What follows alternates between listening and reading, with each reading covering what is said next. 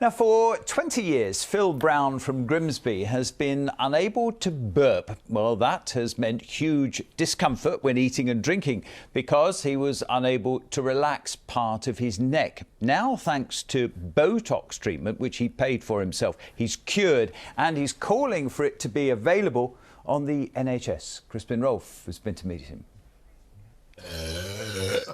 Imagine not being able to do this. So a burp is the voluntary expulsion of air through our mouths. Burping, something Phil Brown from Grimsby's been trying and failing to do for a lifetime.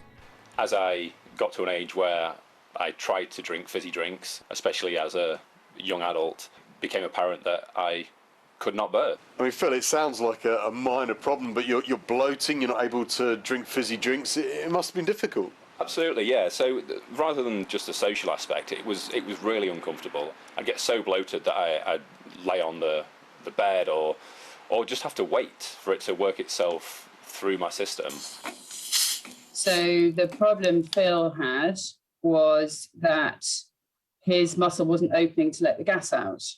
And so that meant that he was getting a lot of pressure in his chest. It sounds like a rare one because I think nobody's really heard about it. And that's the main problem, is that I think it's actually probably quite common. So it turns out that Phil suffers from a condition which has only just been discovered, called retrograde cricopharyngeal dysfunction, or RCPD to you and me. Basically, the muscle doesn't open when stuff needs to come upwards. But the good news is it can now be fixed through a Botox injection to the muscle itself. It doesn't work immediately. So most people start to get little micro burps after a few days and then hopefully start burping properly within about 2 weeks. And for Phil, that injection's been a success, though he wouldn't prove it on camera. So for your wife, when did the novelty wear off then? I think it's just going downhill because one of the first times I burped, she teared up and she was like, "I'm so proud of you." And I was like, honestly, it's fine. And now it's like, could you not burp at the dinner table, please? So she was saying, I imagine that they'll ask you to burp on TV. Can you? I could, but I won't. I think a gentleman is someone that can burp but doesn't.